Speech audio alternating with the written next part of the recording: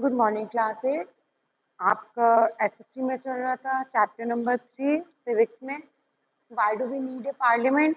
इसमें मैं आपको लास्ट क्लास में मैंने आपको पढ़ाया था फंक्शंस, ठीक है, कि पार्लियामेंट जो होती है उसके फंक्शन क्या होते हैं। तो जो हमने सबसे पहले पढ़ा था टू सिलेक्ट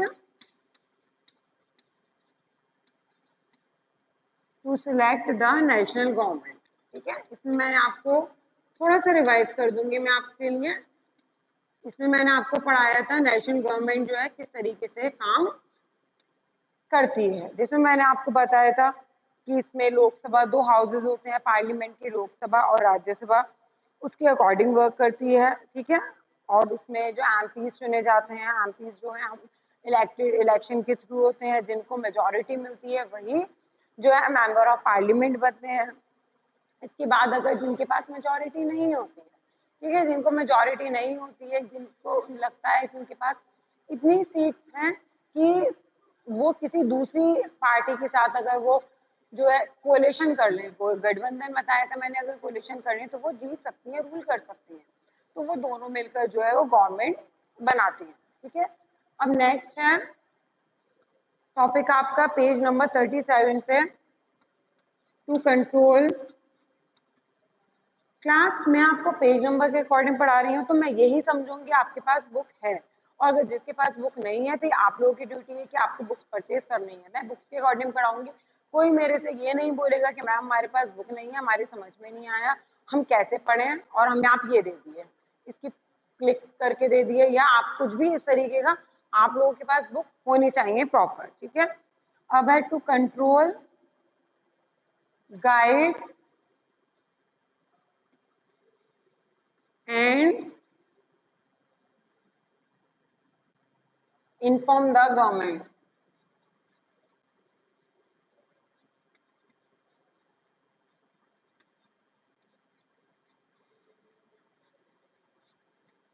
ठीक है, अब इस टॉपिक को हम एक्सप्लेन करेंगे। ये आपका हो गया। इसमें आपको बताना है कि control, guide and inform the government. Government जो पार्लियामेंट है क्या करती है, कंट्रोल करती है, गाइड करती है, गवर्नमेंट को कंट्रोल करती है। यानी कि मेंबर ऑफ पार्लियामेंट जो होते हैं वो जो भी रूल्स रेगुलेशन जो भी बना रहे हैं किस तरीके से वो कंट्रोल करते हैं, गाइड करते हैं। गाइड इन द सेंस कि अगर कोई भी पार्लियामेंट के अंदर कोई भी जो है रूल बनाया गया है उसको अग्री नहीं कर रहे हैं तो गाइड करते हैं और उनको गवर्नमेंट को इन्फॉर्म करते हैं। तो बेसिकली जो पार्लियामेंट है वो गवर्नमेंट के लिए ही काम करती है। The parliament while in session begins with the question hour. जब पार्लियामेंट स्टार्ट होती है, ठीक है, पार्लियामेंट जब स्टार्ट होती है उसमें जो सेशन सबसे पहले स्टार्ट होता है क्वेश्चन आवर सेशन। एक सेशन होता है क्वेश्चन आवर। क्वेश्चन आवर में क्या होता है, क्वेश्चन आवर सेशन में जो पार्लियामेंट मेंबर ऑफ पार्लियामेंट जो होते हैं वो क्या करते हैं, गवर्नमेंट को इंफॉर्मेशन देते हैं, ठीक है, बताते हैं। और जो भी जो गवर्नमेंट है उनके लिए एमपीज जो होते हैं वो एमपीज और गवर्नमेंट, ठीक है। एमपीज मैंने आपको बताया एमपीज होते हैं, और एमपीज के अलावा जो गवर्नमेंट है, गवर्नमेंट से मतलब जैसे प्राइम मिनिस्टर है, वो उनको बताते हैं सारे कि क्या क्या जो उनके डिसीजंस हैं वो इन्फॉर्म करते हैं उन्हें, और फिर उसके अकॉर्डिंग वर्क किया जाता है। The question are an important mechanism through which MPs can elicit information about the working of the government। Question hour session में क्या होता है, ये सबसे इम्पोर्टेंट मैकेनिज्म माना जाता है, यानी इम्पोर्टेंट फंक्शन माना जाता है। इसमें क्या होता है, एमपी जो होता है मेंबर ऑफ पार्लियामेंट जो होते हैं वो एलिसिट आ रहा है इसमें एक वर्ड एलिसिट इंफॉर्मेशन। तो ये एक तरीके से ये पूरा एक ही वर्ड है। एलिसिट इंफॉर्मेशन से मतलब है कि जो गवर्नमेंट तक जो है, जो गवर्नमेंट की वर्किंग है वो सारी वर्किंग जो है वो निकलवा कर गवर्नमेंट तक पहुंचाते हैं कि किस तरीके से कौन जो है कैसे काम कर रहा है, वो सारी वर्किंग वो बताते हैं, पहुंचाते हैं। This is very important way through which the parliament controls executive. ये सबसे इंपॉर्टेंट तरीका होता है जो पार्लियामेंट जो होते हैं एग्जीक्यूटिव होते हैं। एग्जीक्यूटिव बताया था मैंने आपको, समझाया था एग्जीक्यूटिव क्या होता है। एग्जीक्यूटिव वो होता है ग्रुप ऑफ पर्सन जो है लॉज जो है पार्लियामेंट पे इम्प्लीमेंट किए जाते हैं, जो लॉ बनाए गए हैं उनको लागू किया जा रहा है वो एग्जीक्यूटिव ही करते हैं।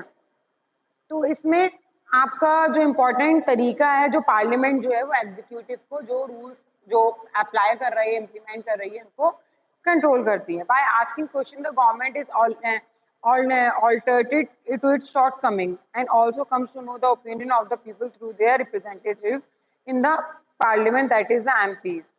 देखो, अब इसमें क्या होता है, जब पार्लियामेंट लगती है तो उसमें क्वेश्चन आंसर सेशन होता है। क्वेश्चन आंसर सेशन में क्या होता है, by asking question the government, जो गवर्नमेंट होती है यानी जो गवर्नमेंट है वो जो गवर्नमेंट है वो क्वेश्चन पूछती है कि किस तरीके से जो है वो लोग वर्क कर रहे हैं, कैसे कर रहे हैं, और उसका और दूसरों के ओपिनियन जानती है किसके थ्रू, जो उसने जो है अपने रिप्रेजेंटेटिव, अपने प्रतिनिधि जो अपॉइंट किए गए हैं, जो एमपीज हैं। गवर्नमेंट कौन हो गई, प्राइम मिनिस्टर, ठीक है। क्वेश्चन आंसर सेशन हो रहा है, प्राइम मिनिस्टर और एमपी जो होते हैं पार्लियामेंट और एग्जीक्यूटिव, ठीक है। एग्जीक्यूटिव वो होते हैं जो भी जो ग्रुप होता है, लोगों का ग्रुप होता है जो इम्प्लीमेंट कर रहा है लॉ, ठीक है, उसमें लोग लागू कर रहा है, चेंजेस हो रहे हैं उसमें, वो सारी चीजें एग्जीक्यूटिव देखते हैं। अब रिप्रेजेंटेटिव कौन हुआ है, एमपी, ठीक है। गवर्नमेंट ने अपने प्रतिनिधि अपॉइंट किए हुए हैं, यानी कि अब सारी जगह गवर्नमेंट तो देखेगी नहीं जाकर, जैसे कि प्रेसिडेंट है, वाइस प्रेसिडेंट है, प्राइम मिनिस्टर है, तो उन्होंने पर्टिकुलर मेंबर ऑफ पार्लियामेंट बना दिए हैं, यानी कि हर पर्टिकुलर स्टेट के हैं, ठीक है, एमपीज हैं। तो एमपीज जो है वो ये देखते हैं कि उनके एरिया में किस तरीके से काम हो रहा है, और जो लॉ बनाया गया है, कानून बनाया गया है, उससे जो है लोग अग्री है या नहीं है, उनका ओपिनियन लेती है। तो बेसिकली जो है गवर्नमेंट जो है उनके अपने पार्लियामेंट रिप्रेजेंटेटिव होते हैं, उनके जो है ओपिनियन लेती है जानने के लिए कि किस तरीके से जो है लोगों का ओपिनियन है। Asking questions of the government is a crucial task for every MP.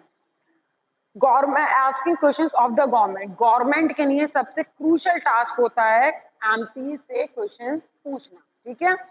The opposition parties play a crucial critical role in the healthy functioning of a democracy. तो ऑपोजिशन पार्टी होती है, दूसरी पार्टी जो होती है वो एक क्रिटिकल रोल, बहुत एक जो है क्रिटिकल रोल प्ले करती है डेमोक्रेसी में। डेमोक्रेसी आपको बताया था, डेमोक्रेसी के अंदर क्या होता है, जो रूल्स रेगुलेशन, हम डेमोक्रेटिक कंट्री में रह रहे हैं क्योंकि हमारे पास रूल्स हैं, रेगुलेशंस हैं, और इसके अलावा अगर कोई हम किसी रूल्स और रेगुलेशन से हम जो है अग्री नहीं कर रहे हैं तो हमारे पास राइट है, हमारे पास फंडामेंटल राइट भी है, हमारे पास राइट है कि हम जो है उसके अगेंस्ट या उसके जो ओपिनियन में बोल सकते हैं, ठीक है। तो ऑपोजिशन पार्टी यानी कि जिस पार्टी की गवर्नमेंट है, गवर्नमेंट जो चल रही है, जैसे कि इस टाइम बीजेपी पार्टी की गवर्नमेंट है, तो गवर्नमेंट दूसरी ऑपोजिशन पार्टी जो होती है वो एक इम्पोर्टेंट रोल प्ले करती है डेमोक्रेसी में, यानी कि ऑपोजिशन पार्टी चाहे तो जो फंक्शनिंग है डेमोक्रेसी यानी वो उसको जो है जो इफेक्ट कर सकती हैं, चाहे तो नहीं करें। So they highlight drawback in various policies and programs of the government, mobilize popular support of their own policies। फिर क्या करती हैं ऑपोजिशन पार्टी, क्या होती है, ये आपने देखा ही होगा, कोई भी गवर्नमेंट बने, चाहे कांग्रेस हो, चाहे बीजेपी हो, चाहे कोई भी बने गवर्नमेंट, ठीक है, ज्यादातर अभी तक तो आपको कांग्रेस और बीजेपी का ही पता होगा। तो देखो कोई भी पार्टी बने गवर्नमेंट, लेकिन दूसरी पार्टी हमेशा उसकी जो गवर्नमेंट है, दूसरी पार्टी जो ऑपोजिशन पार्टी है, हमेशा जो गवर्नमेंट होगी प्रेजेंट में उसके ऑपोजिशन में रहेगी, यानी कि उसके अगेंस्ट में रहेगी। वो जो प्रेजेंट गवर्नमेंट है वो जो भी रूल्स बनाएगी, जो भी पॉलिसीज अपनी बताएगी, वो हमेशा वो यही कहेगी कि पॉलिसीज, वो अपनी पॉलिसीज को कंपैरिजन करके वो ये बताएगी कि हमने अपनी पॉलिसीज ये बनाई थी, और अपनी पॉलिसीज का सपोर्ट करेगी। वो क्या करेगी, वो ये बताएगी कि हमारी पॉलिसीज के फायदे ये थे, हमने अपनी पॉलिसी में वो जो भी उसकी जो पॉलिसी, और ड्रॉबैक, ड्रॉबैक मतलब होता है कमियां, वो जो प्रेजेंट गवर्नमेंट होती है उसकी जो भी ड्रॉबैक्स होते हैं, यानी उसने जो पॉलिसी बनाई है, किसी भी कोई कानून बनाया है, कोई भी पॉलिसी बनाई है लोगों के बेहतरी के लिए, बेटरमेंट के लिए, तो दूसरी पार्टी क्या करती है, ऑपोजिशन पार्टी क्या करती है, वो हमेशा जो है वो जो पॉलिसीज बनाई हैं उसका हमेशा ड्रॉबैक देखती है, कमियां देखती है कि इस पॉलिसी से जो है लोगों को ये नुकसान हो रहा है, इस पॉलिसी में ये चेंज किया जा सकता है, और हमेशा अपनी पॉलिसी के सपोर्ट करेंगे।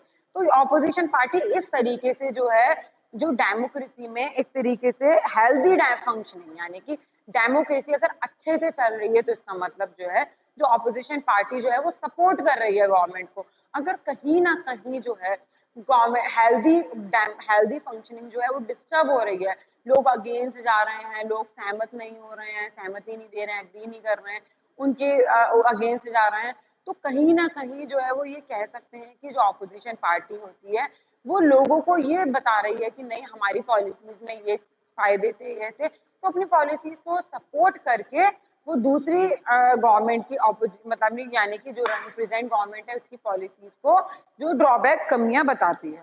ठीक है, ये हो गया। अब आपका पेज नंबर 38 देखोगे आप। 38 पे आपके एक दे रखा है ये, this the following is an example of a question आज in the parliament.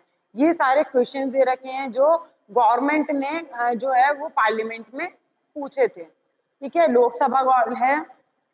and start question number 2000 question number 2007 answered on question start किया गया था 2007 में, और जो कि जिसका आंसर दिया गया था 30/11/2007 में, junk food in school.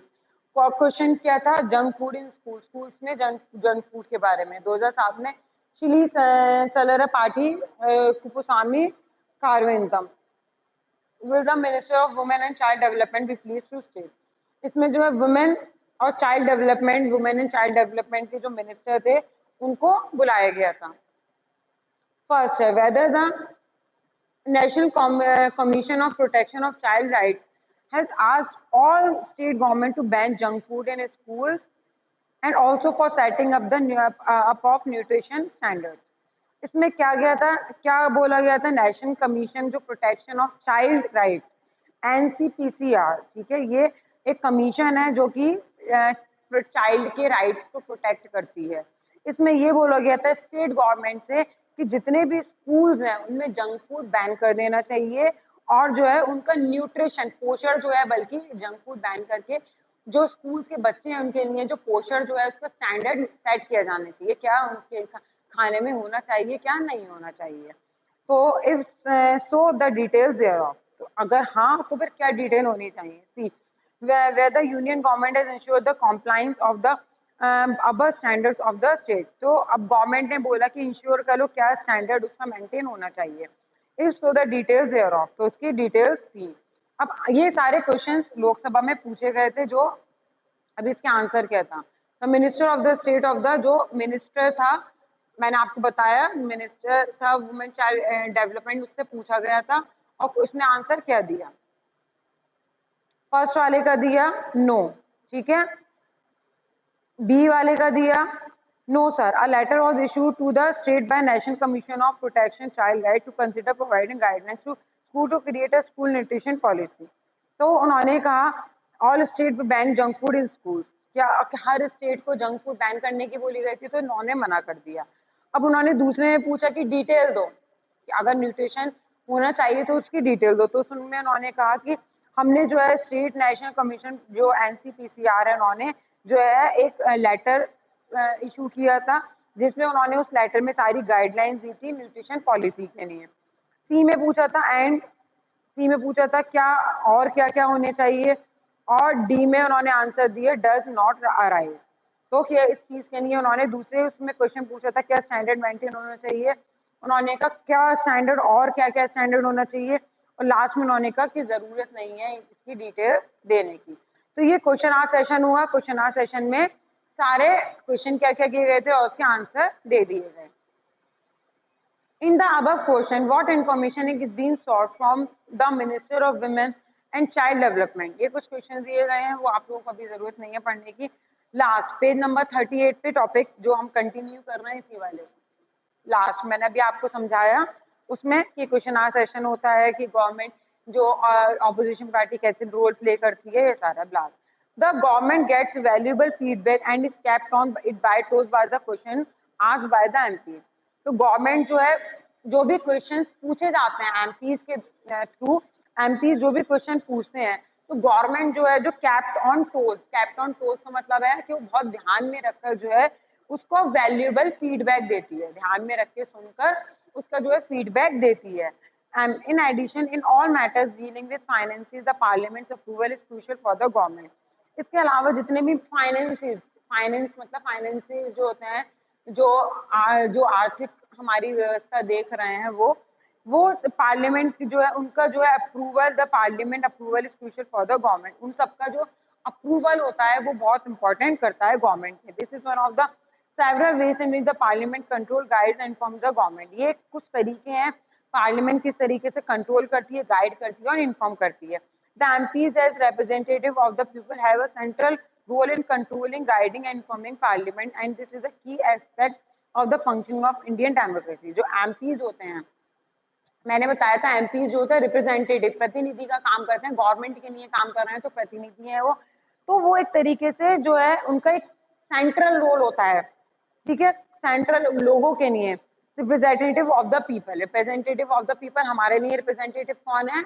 MPs, यानी कि हमारे लिए काम जो हम सिटीजन है, हमारे लिए काम कौन करेंगे? हम डायरेक्ट कोई बात होगी हम गवर्नमेंट से तो कहने जाएंगे नहीं कि हमें प्रॉब्लम है। पहले जो है स्टेट है, अपने लोकल है, MPs हैं, उनके थ्रू हमारा कम्युनिकेशन होता है। वो बातें जो है हमारा MPs जो होता है, MP जो होते हैं वो हमारी बातें जो है गवर्नमेंट तक पहुंचाते हैं, गवर्नमेंट उसके लिए वर्क करती है। तो इस तरीके से जो MPs जो होते हैं वो सेंट्रल रोल प्ले करते हैं, गाइड कंट्रोल करना, पार्लियामेंट को गाइड करना और इन्फॉर्म करना, ठीक है। जो एक तरीके से इंडियन डेमोक्रेसी में MP जो है वो एक जो है की एस्पेक्ट, बहुत इंपॉर्टेंट रोल प्ले करते हैं।